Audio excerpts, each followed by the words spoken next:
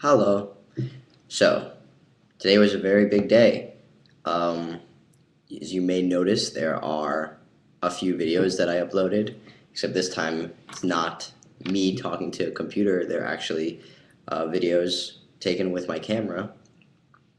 And I was in The Hague today, which is the capital of the Netherlands. But the actual technical capital of the Netherlands is Amsterdam, but all the capitol buildings, the palace where the Queen lives, Parliament, that is all in The Hague. So today, our program, CIEE, took an excursion down there. And basically, today was the Dutch version of the State of the Union address. The Queen reads the State of the Union in front of all Parliament, and it's just this big. It's just basically a reason to celebrate the Queen. She doesn't write it. She only reads the document. She has no real power. She's just a figurehead. But I guess it's important for national pride. And I realized while I was over there that I kind of wish America had a royal family too. Clearly, someone or just a figurehead, because I believe in democracy. But I think that it's important to have someone that you can just associate with a country with national pride. I think that if we had a king or a queen, it would be pretty cool. There's a lot of tradition. If you notice, if you look at those videos from today, the all the different gear that I don't even know what to call them. I guess the soldiers that ride in front of the Queen. They have all these really, really classic royal styled coats and hats, and it's just a big extravagant. It's an extravagant thing that I wish I would like if America had, but we don't, and that's okay too. But that was super exciting.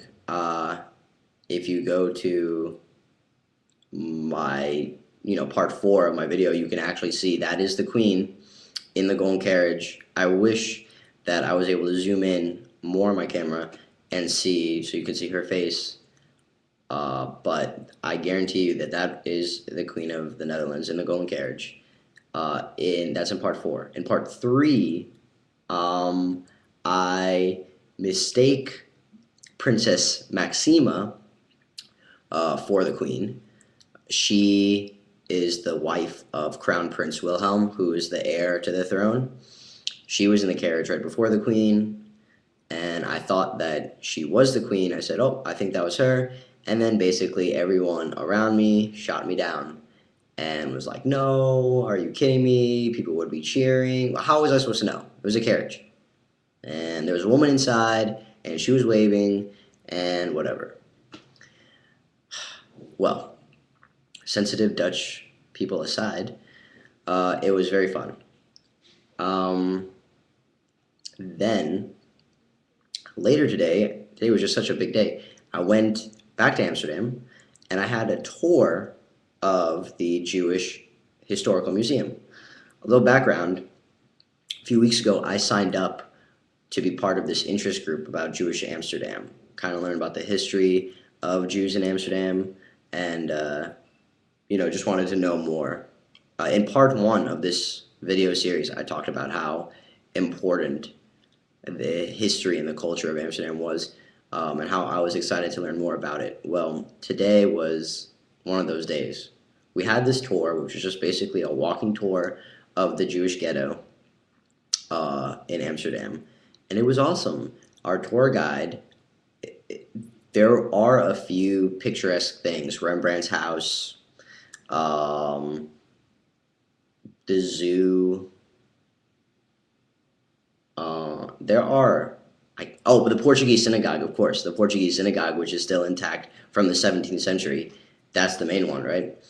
All these things are in the Jewish ghetto, and it was very picturesque. But the best part of the tour were all the little stories that the tour guide told us, which you can't know if you walk by them on your own. and then how a few members of the resistance were able to get kids to escape, how they snuck away from the Nazis, how a few people actually lived in the zoo. A few Jews were hidden in the zoo during some of the German occupation. It was just a lot of cool stuff. So I was really excited to see that, and I got a few good pictures. And then the last thing that I wanted to talk to you guys about today was my trip to Belgium, which I talked about in the last video as maybe happening. Well, it did happen. Last Friday, me, Celia, and Osti went to Bruges in Belgium, right? Inspired by the movie I saw on the plane right here in Bruges. I talked about that in episode 3. In Bruges, I was like, let's go to Bruges, and it was awesome. We spent 7 hours on the train that day. We did just a day trip. 4 hours there, 3 hours on the way back. So we spent 7 hours there. We only spent 4 hours in the actual Bruges. But it was 4 hours well spent. I had Belgian waffles, I had Belgian beer, and I had Belgian chocolate. Well, let me tell you, it is as good as advertised, if not better. It was delicious. It was absolutely delicious. Go to Belgium just for the food and the beer. Just saying. Oh, and also the architecture and stuff. It was pretty. It was very pretty. The square, there was this massive church in the main square. There are a few big buildings. There are a few nice statues. I was surprised by how many religious statues there were, but it's a pretty city. I wouldn't study there for a semester, and I was pretty content with the 4 hours. I wouldn't even spend a night there, but for 4 hours, it's a great way to spend your day. Go to Bruges. Very picturesque, very delicious. So good. Okay, so that was my past few days. Went to Bruges, went to The Hague to see the Queen, went through the Jewish ghetto. There's a lot of crazy stuff.